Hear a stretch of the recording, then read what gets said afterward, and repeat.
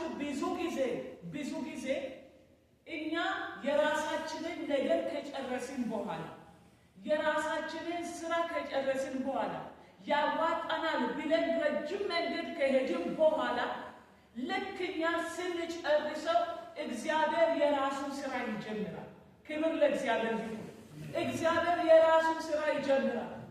እኛ እየሰራን እኛ እያደረግን እኛ ወደ እግዚአብሔር እየጮህን እኛ ወደ እግዚአብሔር እየለመንን አንዳንድ ጊዜ ፈጽሞ ከእግዚአብሔር ፈቃድ ውጭ የሆነውን ነገር እግዚአብሔርን በመለመን ዘመናችንን እንጨርሳለን። እስከዛ ሁሉ እግዚአብሔር ምን ይላል? ዝም ይላል። እግዚአብሔር ይጠብቀናል። እግዚአብሔር ለምን? እግዚአብሔር መልስ ሊሰጠን ስለማይችለው አይደለም። እግዚአብሔር ሊያደርግልን ስለማይችለው አይደለም። ነገር ግን እየጠየቅን ያለነው ነገር ከእግዚአብሔር ፈቃድ ውጭ ስለሆነ የሚጎዳን ነገር ስለሆነ የማይጠቅመን ነገር ስለሆነ እግዚአብሔር ዝም ይላል የራሳችንን መንገድ እስክንጨርስ ድረስ። ስለዚህ ሰለሞን የራሱን መስዋዕት ካቀረበ በኋላ ሰለሞን ሲተኛ እግዚአብሔር አሁን ወደ ሰለሞን መጣ። አንድ ጥያቄ ነው የጠየቀው። እንዳደርግልህ የምትፈልገውን ነገር ለምን? በጣም ቀላል ጥያቄ። ትዝ ይላችኋል? አንደኛ ሳሙኤል ምዕራፍ 3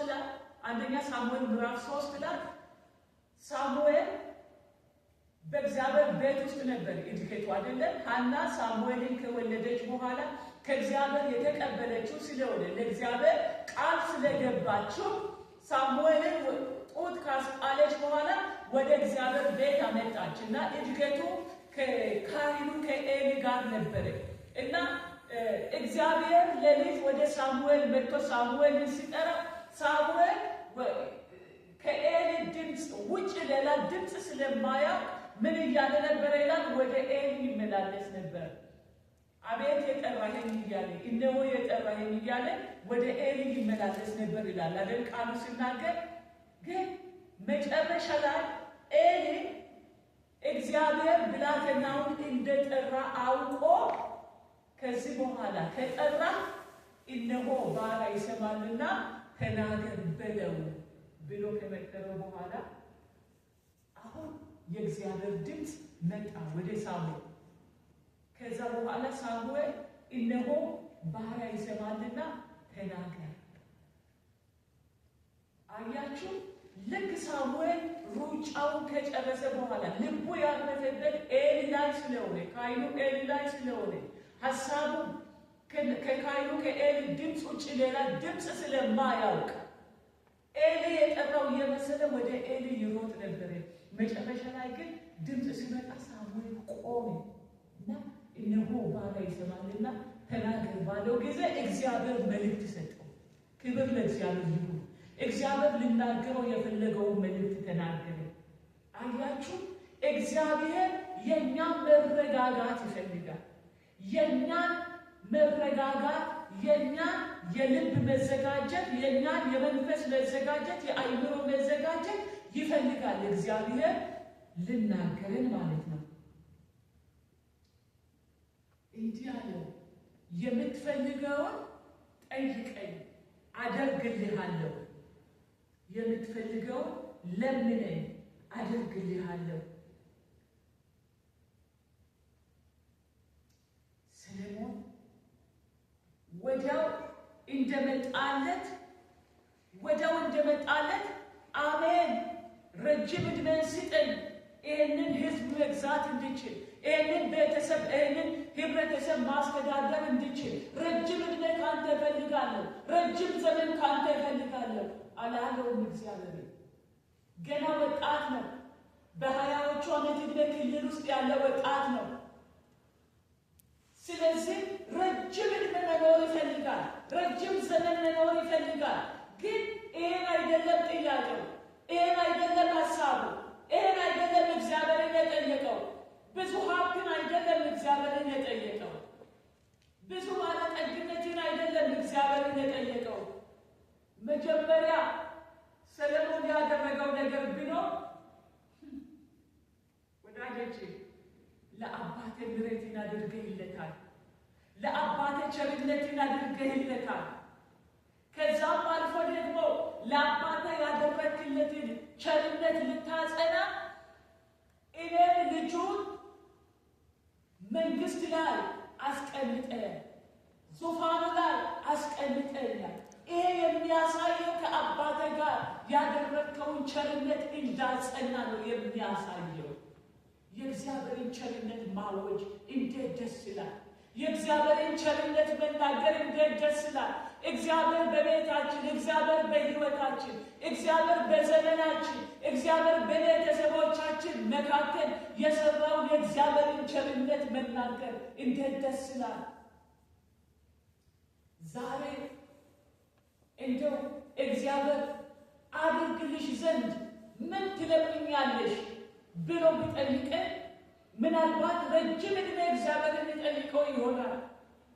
ምናልባት ብዙ ባለጠግነትን እግዚአብሔርን ይጠይቀው ሊሆን ይችላል።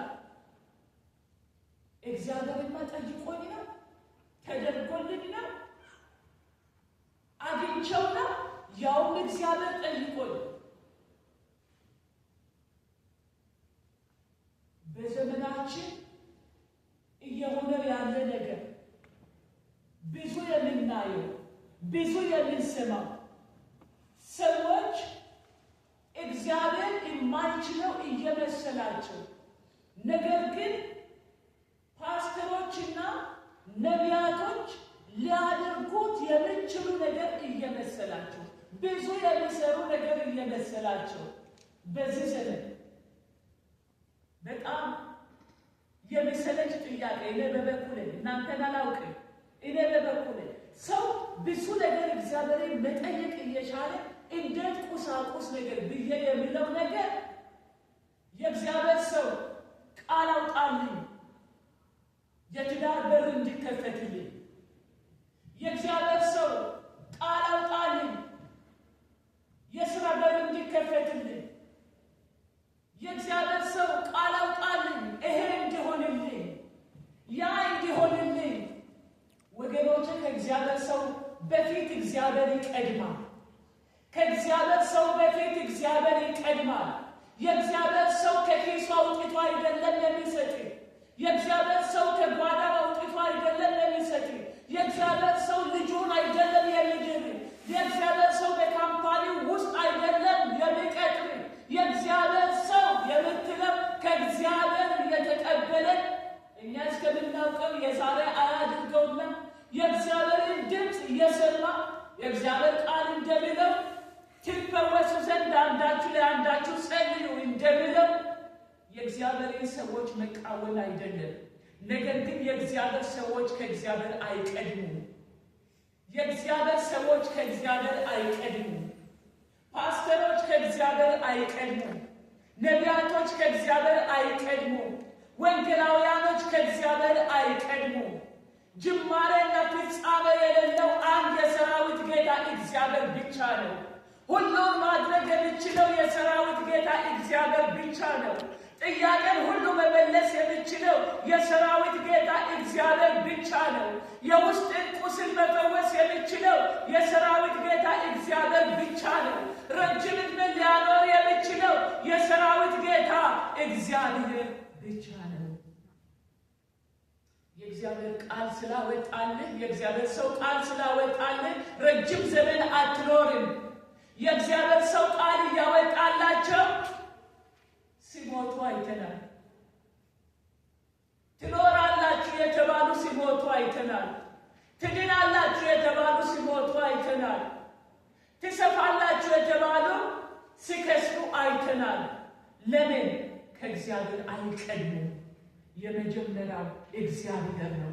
የሚቀድመው እግዚአብሔር ነው። ስለዚህ ሁሉን ማድረግ የሚችለው እግዚአብሔር ነው። እንዲህ አለ ሰለሞን፣ እንዲህ አለ እንዳደርግልህ የምትፈልገውን ለምን? እግዚአብሔር ስለው ሰለሞን እንዲህ አለ ለአባቱ የተደረገልን ቸርነት መቁጠር ጀመረ። አባቴ አለ በፊቴ በእውነትና በጽድቅ እንደሄደ በምን በእውነትና በጽድቅ አባቴ በፊት እንደሄደ አባቴ በፊት በልብ ቅንነት እንደሄደ አንተ ታውቃለህ። ክብር ለእግዚአብሔር ይሁን። ክብር ለእግዚአብሔር ይሁን። ትውልድ የሚመሰክርልን ኑሮ ኖረን እንለፍ። ልጆቻችን የሚመሰክሩልን ኑሮ ኖረን እንለፍ። የምናገለግላቸው ሕዝብ የሚመሰክሩልን ኑሮ ኖረን እንለፍ። ጎረቤቶቻችን የሚመሰክሩልን ኑሮ ኖረን እንለፍ። ወገኖቼ እንለፍ። ማለፋችን ካልቀረ መሄዳችን ካልቀረ መኖራችንም ካልቀረ በትውልድ ልብ ውስጥ አንድ ነገር አስቀምጠን እንለፍ። እንደ ኤሊ ልጆች አንሆን። የካህኑ የኤሊ ልጆች አባታቸው እያየ በእግዚአብሔር ቤት ውስጥ ዝሙትን ያደርጉ ነበር። ወደ እግዚአብሔር ቤት የሚመጡትን ሴቶችን ይደፍሩ ነበር።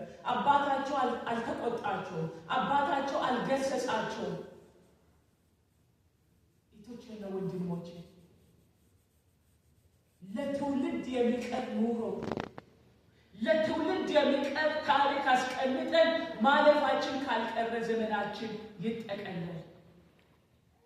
ስለዚህ የአባቱን ቅንነት የአባቱን ቸርነት አባቱ ለእግዚአብሔር ያለውን ፍቅር አባቱ ለእግዚአብሔር ያለውን አክብሮት ነበር ሰለሞን አስቀድሞ ይናገር የነበረ። እግዚአብሔር ሆይ አንተም ታውቃለህ፣ እኔ ብቻ አይደለሁም፣ አባቴን የማውቀው እኔ ብቻ አይደለሁም፣ ግን አንተም ታውቀዋለህ። ከአንተ የሚደበቅ ነገር ስለሌለ አባቴ ታውቀዋለህ። ስለዚህ ደግሞ አለ ታላቅ ቸርነት አድርገህለታል። ኢየሱስ ያድናል። ኧረ ኢየሱስ ያድናል። ወገኖቼ ይኸውላችሁ መንገዳችን ተጣሞ ኑሯችን ተጣሞ ቅንነት ጎሎ መንገዳችን ከእግዚአብሔር መንገድ የተለየ ሆኖ ኑሯችን እግዚአብሔር የሚጠየፈው ኑሮ ሆኖ ንግግራችን ከእግዚአብሔር ጋር የሚያጣላ ንግግር ሆኖ ቸርነትን ከእግዚአብሔር መጠበቅ የለብንም። እግዚአብሔር አይስማማም። ስለዚህ እንደ እግዚአብሔር ፈቃድ እየኖርን እንደ እግዚአብሔር ፈቃድ እየሄድን እንደ እግዚአብሔር ፈቃድ እያገለገልን እንደ እግዚአብሔር ፈቃድ እንደ ቃሉ እየተመላለስን የእግዚአብሔር ቸርነት አይጎልብንም። ኢየሱስ ያድናል። አሜን። አይጎልብንም የእግዚአብሔር ቸርነት፣ አይጎልብንም የእግዚአብሔር ምሕረት፣ አይጎልብንም የእግዚአብሔር ፍቅር። እግዚአብሔርን በወደድነው ልክ እግዚአብሔር ይወደናል። እግዚአብሔርን ባከበርነው ልክ እግዚአብሔር ያከብረናል። እግዚአብሔርን ባስከበርነው ልክ እግዚአብሔር ያስከብረናል። ኢየሱስ ያድናል። አሜን። ያድናል ኢየሱስ። ስለዚህ አባቴ በእውነትና በጽድቅ በፊት ስለሄደ በቅን ልብ በፊት ስለሄደ ለእግዚአብሔር ቸርነትን አድርገህለታል አለ። ከዛ ቸርነት የተነሳ በዙፋኑ ላይ የሚቀመጥ ልጅ ሰጥተኸዋል። ከዛስ ቸርነትን አቆይተህለታል። ኢየሱስ ያድናል። ዳዊት ቢሄድም ለዳዊት የተደረገለት ቸርነት በልጁ ቆይቶለታል። ኢየሱስ ጌታ ነው። ለልጁም ደርሶለታል። ለልጁም ሆኖለታል። ስለዚህ ይህን ሁሉ ካደረግ በኋላ ቸርነትን ስላደረግ አመሰግናለሁ ጌታ ሆይ አመሰግናለሁ። ስለ አባቴ አመሰግናለሁ። ስላደረግክለት ቸርነት አመሰግናለሁ። ስለበዛለት ቸርነት አመሰግናለሁ። ከዛስ ታዲያ አሁን ምን ይሆናል? ከዚህ በኋላ የእግዚአብሔርን ቸርነት ካወራ በኋላ እንዲህ ይላል። ቁጥር 8 ላይ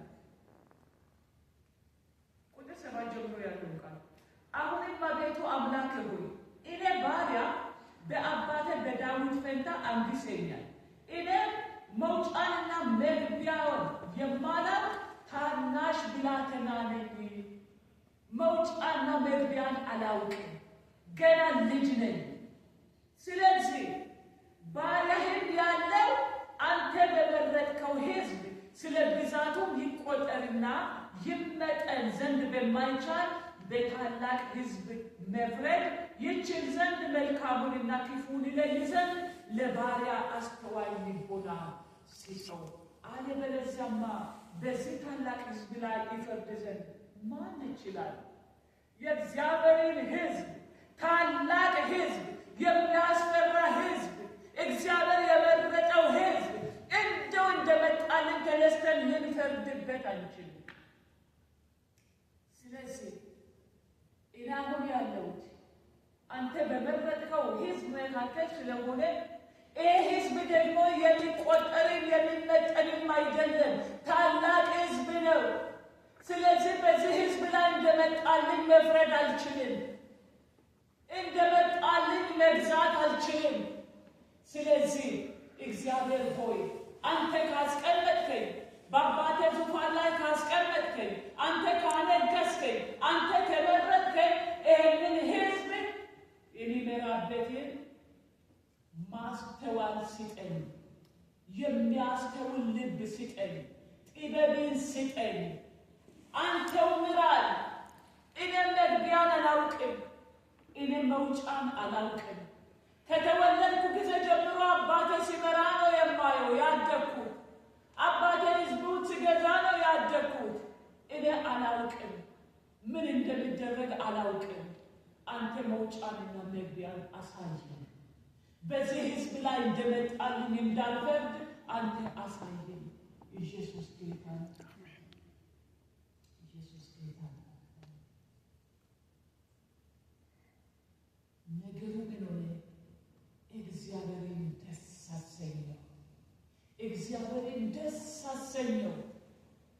ይኸውላችሁ ሰለሞን ወደ ዙፋን ስለጣ አይደለም ይሄን እግዚአብሔርን የጠየቀው። በዘመናችን በፊታችን አዲስ ዓመት አለ አይደለ?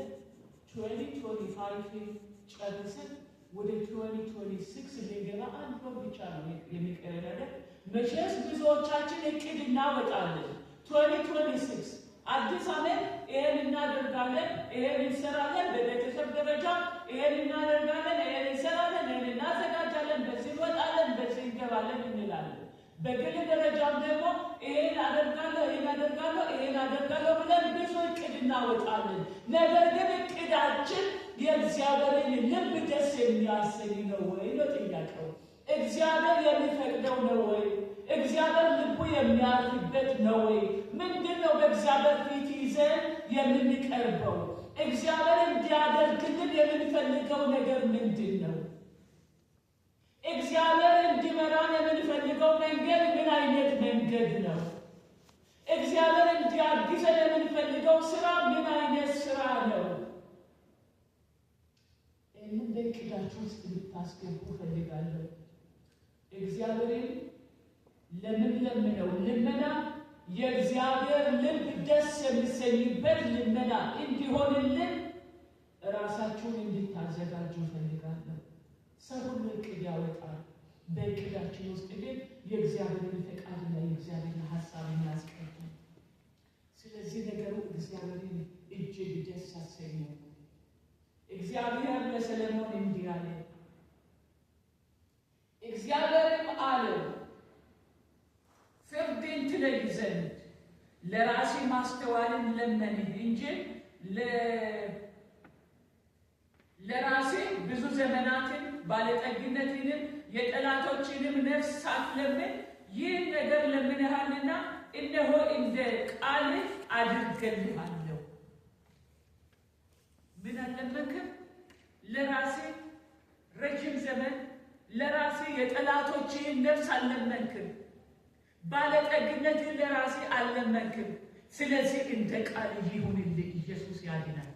እንደ ቃልህ ይሁንልህ። እንደ ቃልህ ይሁንልህ። እግዚአብሔርን የጠየቅሽው ጥያቄ እንደ እግዚአብሔር ፈቃድ ከሆነ እንደ ቃልሽ ይሁንልሽ። እግዚአብሔርን የጠየቀው ጥያቄ እንደ እግዚአብሔር ፈቃድ ከሆነ እንደ ቃልህ ይሁንልህ። ይሄ ነው የእግዚአብሔር መልስ። ይሄ ነው የእግዚአብሔር መልስ። ወገኔ ይሄ ነው የእግዚአብሔር መልስ።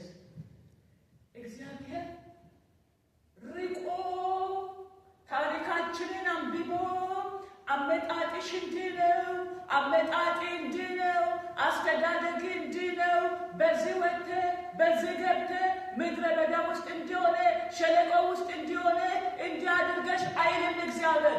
የእግዚአብሔር ሐሳብ ወገኖች መልሱ አንድና አንድ ብቻ ነው። እንደ እምነትሽ ይሁንልሽ አይደል ያለው? ያቺ 12 ዓመት ደም የፈሰሳት ሴት እንደ እምነትሽ ቀላል እኮ ነው የእግዚአብሔር መልስ። ኧረ ኢየሱስ ጌታ ነው ወገኖች። እኛ ለምንደረድርለት ጥያቄ በጣም ብዙ ረጅም የጸሎት ጥያቄ አቅርበን የእግዚአብሔር መልስ ግን እንደ እምነትህ ይሁንልህ ነው። እንደ እምነትሽ ይሁንልሽ ነው። እንደ ልመናህ ይሁንልህ ነው የእግዚአብሔር መልስ። ከዛስ ነፃ ትወጣለህ። በጣም ረጅም ወይም ደግሞ በጣም ከባድ ሸክም ተሸክመህ ለራስ ምታት ትጸልያለህ፣ ለሆድ ህመም ትጸልያለህ፣ ለእግር ህመም ትጸልያለህ፣ ለወገብ ህመም ትጸልያለህ፣ ለኩላሊት ትጸልያለህ፣ ለጉበት ትጸልያለህ፣ ለጨጓራ ትጸልያለህ። ይሄን ሁሉ በእግዚአብሔር ፊት እንደረድራለን። እግዚአብሔር ግን በቅጽበት ይመጣና እንደ እምነትህ ይሁንልህ። ኢየሱስ ጌታ ነው። ኩላሊትህን ፈውሻለሁ፣ ጉበትህን ፈውሻለሁ፣ እግርህን ፈውሻለሁ፣ ራስህን ፈውሻለሁ አይደለም። በእግዚአብሔር ዘንድ አይደለም። የእግዚአብሔር መልስ ይሄ አይደለም። የእግዚአብሔር መልስ እንደ እምነታችሁ ይሁንላችሁ። በኢየሱስ ስም እንደ እምነታችሁ ይሁንላችሁ። ቀላል እንደ እምነትህ እንደለመንከው ይሁንልህ አለ እግዚአብሔር። የሰለሞንን ልመና ካጸና በኋላ ይሁንልህ ካለው በኋላ አደርግልሃለሁ ካለው በኋላ እንዲህ አለው፣ ቃል ሲገባለት ደግሞ እነሆ አለ ማንም የሚመስልህ ከአንተ በፊት እንደሌለ ከአንተም በኋላ እንዳይነሳ አድርገህ ጥበበኛና አስተዋይ ልቦና ሰጥቼሃለሁ። ኢየሱስ ጌታ ነው። ጥበበኛና አስተዋይ ልቦና ሰጥቼሃለሁ። ከአንተ በፊት እንዳልነበሩት አድርጌ ከአንተ በኋላም ደግሞ እንዳይነሱ አድርጌ ይሄን አድርግልሃለሁ፣ ሰጥቼሃለሁ። ደግሞ ከነገሥታት የሚመስልህ ማንም እንዳይኖር ያለመንከውን ባለጠግነትና ክብር ሰጥቼሃለሁ። ታውቃላችሁ ሰለሞን እግዚአብሔር በሰጠው ጥበብ እግዚአብሔር ባበዛለት ጸጋ 3 መጽሐፍን ጽፏል። 3 መጽሐፍን ጽፎልናል። ዛሬ ለትምህርታችን የተቀመጠልን ሰለሞን መጽሐፈ ምሳሌን ጽፎልናል። ሰለሞን መጽሐፈ መክብብን ጽፎልናል። ሰለሞን መኃልየ መኃልይን ጽፎልናል። 3 መጽሐፍን ጽፎልናል።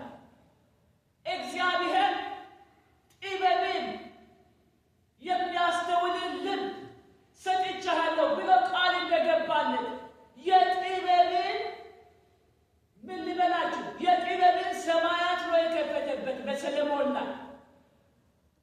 ባለጠግነትን ሰጠው፣ ክብርን ሰጠው።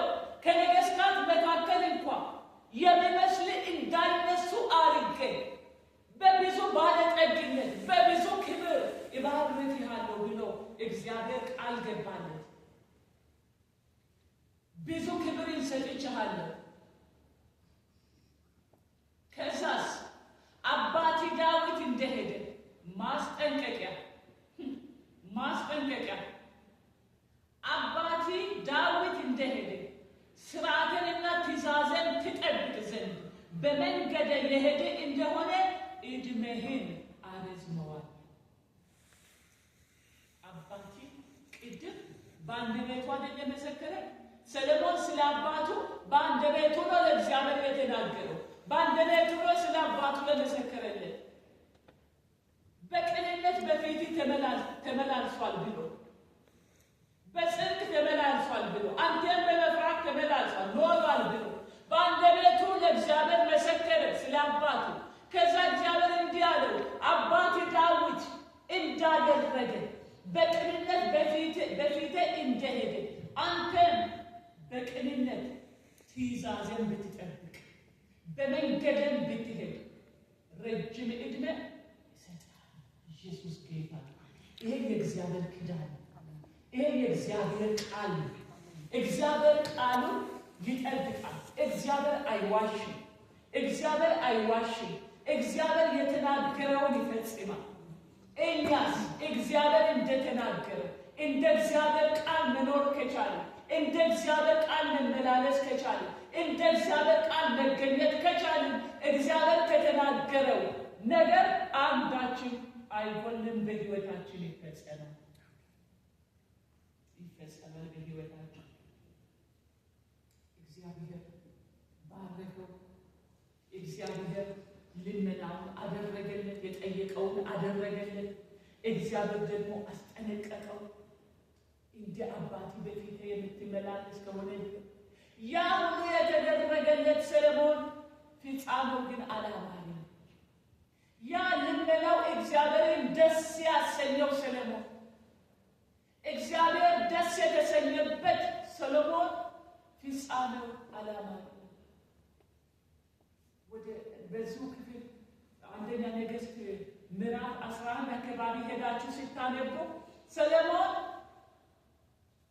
በሌሎች ሴቶች ፍቅር ልቡ ተነደፈ ብሎ ይናገራል። በጣም የሚያሳዝን ነው። እንዲሁም ቃሉን ባነብ ደስ ይለኛል። ምዕራፍ 11 ላይ ቁጥር 1 ጀምሮ ያለው እንዲህ ይላል። ንጉሡም ሰለሞን ከፈርዖን ልጅ ሌላ በሞዓባውያንና በአሞናውያን፣ በኤዶማውያን፣ በሲዶናውያን፣ በኬጢያውያን ሴቶች በብዙ እንግዶች ሴቶች ፍቅር ተነደፈ። እግዚአብሔር የእስራኤልን ልጆች አምላኮቻቸውን ትከተሉ ዘንድ ልባችሁን በእውነት ያዘነብላሉና ወደ እነርሱ አትግቡ፣ እነርሱም ወደ እናንተ አይግቡ ካላቸው ከአሕዛብ ከእነዚህ ጋር ሰለሞን በፍቅር ተጣበቀ። ለእርሱም ወይዛዝሮች የሆኑ 700 ሚስቶች፣ ጌታ ይገሥጸው፣ 300 ቁባቶች ነበሩ። ሚስቶቹም ልቡን አዘነበሉ። ሰለሞንም በጣም የሚያሳዝነው ሰለሞንም ሲሸመግል ሚስቶቹ ሌሎችን አማልክት ይከተል ዘንድ ልቡን አዘነበሉት ይላል። ምን እንደሆነ ታውቃላችሁ? ጠላት ሊጠምደን፣ ሊያጠፋን፣ ከመንገድ ሊያወጣን የደከምንበትን ሰዓት አጥብቆ ይጠብቃል። መጸለይ ያቃተንን ቀን፣ መዘመር ያቃተንን ቀን፣ ማገልገል ያቃተንን ቀን፣ የእግዚአብሔርን ቃል ማንበብ ያቃተንን ቀን፣ ጉልበታችን የደከመ ቀን አጥብቆ ይጠብቃል። ወጥመድ ውስጥ ሊያስገባ አጥብቆ ይጠብቃል። ሰለሞን እንደ እግዚአብሔር ቃል ሳይሆን እግዚአብሔር ቃል እንደገባለት ሳይሆን በእነዚህ ሴቶች ልቡ ተነደፈ ይላል ቃሉ ራሱ። አያችሁ፣ ልቡ ከተነደፈ በኋላ በፍቅር ከተጣበቀ በኋላ እነዚህ 700 ሚስቶቹና ከፈርዖን ልጅ ሚስት ሌላ ማለት ነው። እንግዲህ መጀመሪያ ሰለሞን ያገባው ቅድም እንዳነበብነው የፈርዖን ልጅ ነበር ሚስቱ የነበረች። ከዛ በኋላ ግን 700 ሚስቶች። አንዳንድ ቁጭ ብዬ ሳስበው በጣም እርግጠኛ ነኝ አንዳንዶቹን እንደማያውቃቸው። እንዴት 700 ሚስት እንደው ስማቸውን አያውቅም። በመልክም የሚያውቃቸው ያለ አይመስለኝም። እንደው በቁጥር ቀመጡ እንጂ 300 ቁባቶች በድምሩ 1000 ምን አደረጉት? ሰለሞን ሲሸመግል ይላል ቃል። ሲሸመግል የሸመገለ ሰው ምን ይሆን? አቅም የለው ማለት አቅም የለው፣ ጉልበት የለው። በሰው ነው የሚንቀሳቀሰው፣ ሰው ነው የሚመግበው፣ ሰው ነው የሚያጥበው፣ ሰው ነው ልብሱን የሚቀይርለት፣ ሰው ነው በአጠቃላይ ሰው ነው የሚያስተናግደው። ስለዚህ የሸመገለ ጊዜ ጠብቆ በሸመገለ ጊዜ ምን አደረጉ? ሌሎችን አማልክቶች እንዲከተል ልቡን ሰረቁ። እግዚአብሔርን ትቶ ሌሎችን አማልክት መከተል ጀመረ። ፍጻሜው አላማረም። ፍጻሜው ደስ አይልም። እህቶቼና ወንድሞቼ ዛሬ በእግዚአብሔር ቤት ውስጥ እየኖርን ዛሬ እግዚአብሔርን እያገለገልን ዛሬ እግዚአብሔርን እያመለክን ዛሬ ለእግዚአብሔር እየዘመርን ዛሬ በእግዚአብሔር መስቀል ስር እየተገኘን ፍጻሜያችን ያማረ ይሁን። እንደው ዛሬ እንዳማረብን ፍጻሜያችንን ያማረ ይሁን። በጌታ በኢየሱስ ፍጻሜያችን ያማረ ይሁን። ዘመናችን እጅግ በጣም ክፉ ዘመን ነው። ነገሮች ሁሉ አድካሚ ናቸው ወገኖቼ። በጣም ያደክማል፣ በጣም ያደክማል። በምታይ ነገር ልባችን ይደክማል። በሚሰማ ነገር ልባችን ይደክማል። አቅም እናጣለን። ታውቃላችሁ፣ አንዳንድ ነገር ላይ እንኳን ለመጸለይ ጉልበታችሁ አይደክምም? ለመጸለይ በጸሎት ደረጃ እንኳን ጸልያችሁ የማይለወጥ ነገር ሲኖር ምንድን ነው ነገሩ? ለምንድን ነው የነገር የማይገፋ? ለምንድን ነው የነገር የማይለወጠው ብላችሁ አስባችሁ አታውቁም? እህቶቼና ወንድሞቼ መንፈሳችሁን ጠብቁ። እግዚአብሔር ሁሌ እንደምለው እግዚአብሔር ማንንም አይንቅም። እግዚአብሔር ማንንም አይንቅም። እግዚአብሔር የእንጀራ ልጅ የለውም ከዚህ ጉባኤ መካከል። እግዚአብሔር ማንንም አይንቅም። እግዚአብሔር የሁሉንም ጸሎት ይሰማል። እግዚአብሔር የሁሉንም ልመና ይሰማል።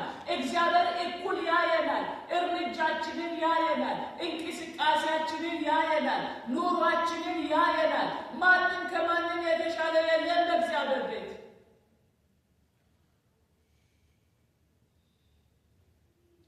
ፍጻሜያችን ያማረ ይሁን። እግዚአብሔር እንደተናገረው ስለሚያደርግ እግዚአብሔር እንደ ቃሉ ስለሚሰራ ፍጻሜያችን በእግዚአብሔር ፊት ያማረ ይሁን። እንደዚህ ፍጻሜው ሳያምርለት የቀረ ሰሎሞን ቅድም ባነበብነው ምዕራፍ 3 ላይ ቀጥላችሁ ከቁጥር 14 በኋላ ያለውን ክፍል ብታነቡ ስለ ሁለት ሴቶች እሱ ራሱን የቻለ ስብከት ስለሆነ አልገባበትም። ግን እነዛ ሁለት ሴቶች በጣም ለእነርሱ የሚገርም ፍርድ ነበር የሰጠን።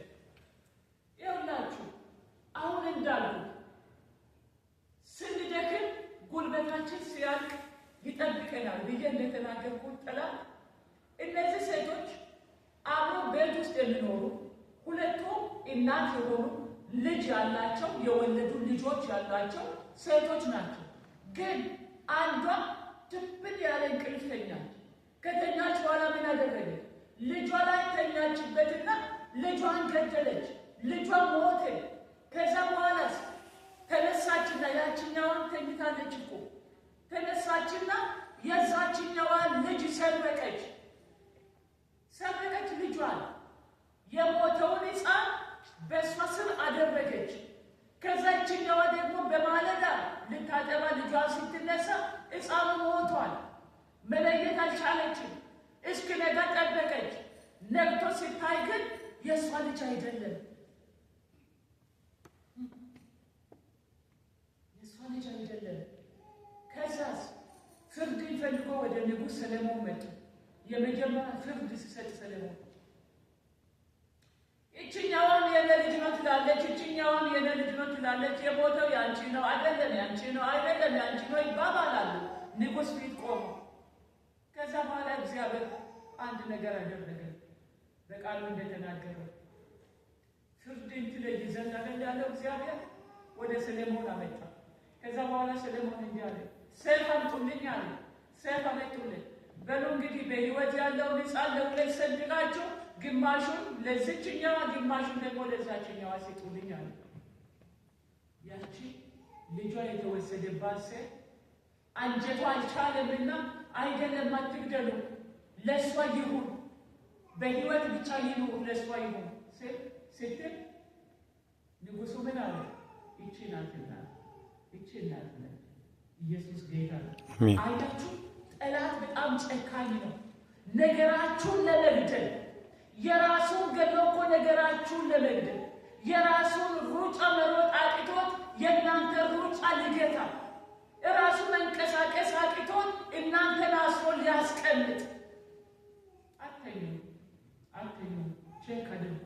ህይወታችሁን ቼክ አድርጉ። አገልግሎታችሁን ቼክ አድርጉ። ነገራችሁን ቼክ አድርጉ። አለ ወይ ጉልበቴስ መንፈሴስ? አያችሁ፣ እርምጃችሁን ከእግዚአብሔር ጋር ሁል ጊዜ የተቀጣጠለ እንዲሆን ቢደክማችሁ እንኳን ከእግዚአብሔር ጋር መሆንን ምረጡ። ቢደክማችሁ እንኳን በእግሮቹ ስር መሆንን ምረጡ። እንደ ማርያም የማርያም ህይወት በጣም ደስ የሚል ህይወት።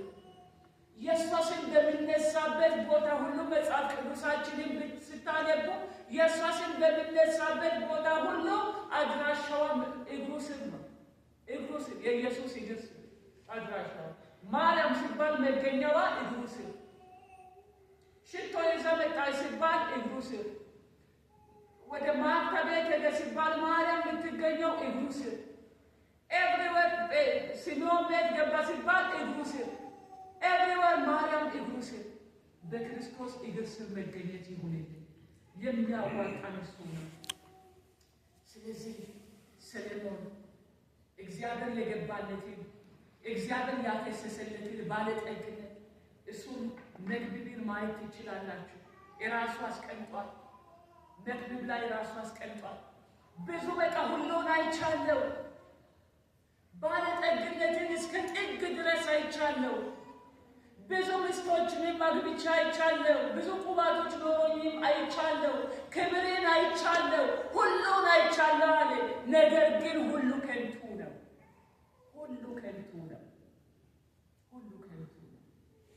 ወገኖችን ዛሬ እግዚአብሔርን የምንጠይቀውን ነገር ለይተን እንወቅ።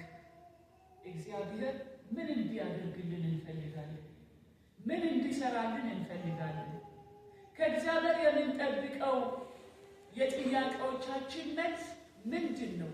በፊቱ ያቀረባችሁት 2025 በእግዚአብሔር ፊት ያስቀመጣችሁት የጸሎት ርዕስ፣ የጥያቄ ርዕስ እግዚአብሔር ይሄ እንዲፈታልኝ ይፈልጋለሁ፣ እግዚአብሔር ይሄ እንዲሆንልኝ ይፈልጋለሁ ብላችሁ ያላችሁ ዛሬ 11ኛው ወር ላይ ደርሰን ነገር ግን ለዛ ጥያቄ መልስ ያላገኛችሁለት፣ ለዛ የጸሎት ርዕስ መልስ ያላገኛችሁለት አሁን ግን እግዚአብሔር ደግሞ ይሄን እንዲያደርግልን ይፈልጋለሁ ብላችሁ ለ2026 እስኬጁል ያወጣችሁ እቅድ ያደረጋችሁ ምንድን ነው?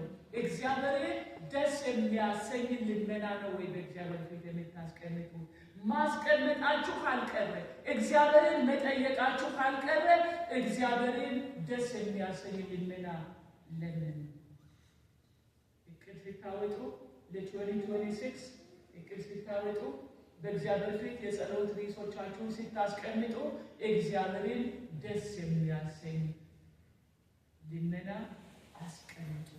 እግዚአብሔር እናንተ የጠየቃችሁትን ብቻ ሳይሆን እኔ የሚጠይቀውን ብቻ ሳይሆን እግዚአብሔር የሚያስፈልገንን ይሞላብናል። እኛ ትንሽ ነገር እንጠይቀው እግዚአብሔር ብዙ ነገር ይሰጠናል። አስቀድማችሁ የእግዚአብሔርን መንግስት ጽድቁንም ይሹ፣ ከዛ በኋላ ሁሉ ይጨመርላችኋል አይደለም ነው? የእግዚአብሔርን መንግስትና ጽድቅ የምንፈልግ ከሆነ የእግዚአብሔርን ሐሳብ የእግዚአብሔርን ፈቃድ የምንጠይቅ ከሆነ እግዚአብሔር ደስ የሚሰኝበትን ጥያቄ እንጠይቀውና እግዚአብሔር የሚያስፈልገንን ይሞላብናል። ክብር ለእግዚአብሔር ይሁን። ቅድም እንደተናገርኩት አንዳንዱ ዘመናችንን የምንፈጀው ዘመናችንን የምንጨርሰው ፈጽሞ እግዚአብሔር በማያውቀው ጥያቄ ነው። እግዚአብሔር አያውቅም አንዳንድ ነገር።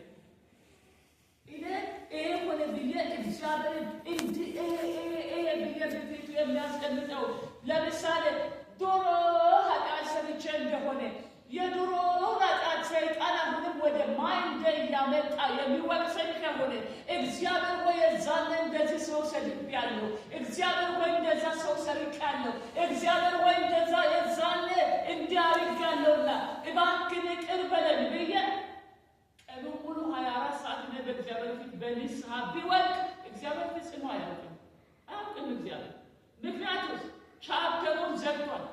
ምዕራፉ ተዘግቷል። ዶሱ ተዘግቷል። እኔ ግን እየጎተትኩኝ ጠላት ዶሱን ጎትቶ ሲያመጣ እኔ ደግሞ ተቀብዬው ከእጁ በእግዚአብሔር ፊት የሚከፍት ከሆነ ዶሱን እግዚአብሔር አያውቀውም። ትላንትና ከትላንት ወዲያ ያለፈ ሳምንት የዛን ጊዜ የዛሬ 6 ዓመት እኔ ይቅር ብዬ ያለፍኩት እኔ በልጄ ደም ደምስሼው ያለፍኩት ከየት የመጣ ነው? መዝገቡን ሲገለብጥ እግዚአብሔር ነጭ ዶስ ነው፣ ነጭ ሉክ ነው የሚያሳየው። የዛሬ 20 ዓመት ሰው በድያለሁ ብዬ እኔ በእግዚአብሔር ፊት ለንስሐ ሲቀርብ እግዚአብሔር ከየት አመጣች? እኔ የማላውቀውን ከየት አመጣች ብሎ መዝገቤን አውጥቶ ሲገለብጥ ነጭ ነው የሚያሳየው። ምንም የለም የተጻፈበት ተደምስሷል። ወገኔ በተደመሰሰልህ ኃጢአት ላይ በተደመሰሰልህ በደል ላይ ዘመኔ እንድትጨርስ ጠላት አያድርግ። ንቃበት። እግዚአብሔር በዛ ያውቃል። ስለዚህ ቅድ እያወጣችሁ ነው። ይህንን ለእናንተ አስተላልፋለሁ። ምናልባት እንግዲህ በ2025 ነው ያልኳችሁ የዚህ ዓመት የመጨረሻ አገልግሎት ሊሆን ስለሚችል የ25 ይቀጥላል። በዚህ ዓመት ውስጥ ሌላ ዲሴምበር ውስጥ እንደዚህ ቀርበ በቃል ላገለግላችሁ ስለሚችል ማለት ነው። እሺ እድትረዱ። ስለዚህ ይሄንን ለእናንተ አስተላልፋለሁ። 2026 በምታወጡት እቅድ ላይ እንደ እግዚአብሔር ፈቃድ የእግዚአብሔርን ልብ ደስ የሚያሰኝ ልመና አቅርቡና እግዚአብሔርን ፈትኑት። የጠየቃችሁትን ብቻ ሳይሆን የለመናችሁትን ብቻ ሳይሆን እግዚአብሔር በብዙ ሰርቶ ያሳያችኋል። ኢየሱስ ጌታ ነው። ኢየሱስ ለዘላለም ጌታ ነው። እግዚአብሔር አምላክ ለዘላለም ስሙ የተባረከ ይሁን። እግዚአብሔር እጁ ሰፊ ነው። የእግዚአብሔር እጅ ሰፊ ነው። እግዚአብሔር አያልቅበትም። ፈውስ ቢሆን በቤቱ አለ። ባለጠግነት ቢሆን በቤቱ አለ። መጽናናት ቢሆን በቤቱ አለ። ብርታት ቢሆን በቤቱ አለ። ሁሉ ቢሆን በቤቱ አለ። የእግዚአብሔርን ስም እየጠራን ነገር ግን እንደ እግዚአብሔር ፈቃድ የማንመላለስ፣ የእግዚአብሔርን ስም እየጠራን እንደ እግዚአብሔር ፈቃድ የማንዘምር፣ የእግዚአብሔርን ስም እየጠራን እንደ እግዚአብሔር ፈቃድ የማንሰጥ፣ የእግዚአብሔርን ስም እየጠራን እንደ እግዚአብሔር ፈቃድ የማንቀባበል ሰዎች መንገዳችንን እናስተካክል። 2026 የክብር ዘመን ይመጣል። የክብር ዘመን ይመጣል። የክብር ዘመን ይመጣል። ሰባራ የሚጠገንበት ዘመን፣ እንቆቅልሽ የሚፈታበት ዘመን፣ የታመሙት የሚፈወሱበት ዘመን፣ እግዚአብሔር በክብር የሚገለጥበት ዘመን ይመጣል። በፊታችን ያለው ዘመን የክብር ዘመን ነው። እግዚአብሔር በኃይል የሚሰራበት ዘመን ነው። እግዚአብሔር ከቅኖች ጋር የሚገኝበት ዘመን ነው። እግዚአብሔር በክብር ሕዝቡን የሚያገለግልበት ዘመን ነው። የወደቁት የሚነሱበት ዘመን ነው። ያዘኑት የሚጽናኑበት ዘመን ነው። ብቻ ሐሳባችን እንደ እግዚአብሔር ሐሳብ፣ ፈቃዳችን እንደ እግዚአብሔር ፈቃድ ይሁን። ኢየሱስ ክርስቶስ ለዘላለም ጌታ ነው። ሁላችንም ቆመን እንጸልያለን።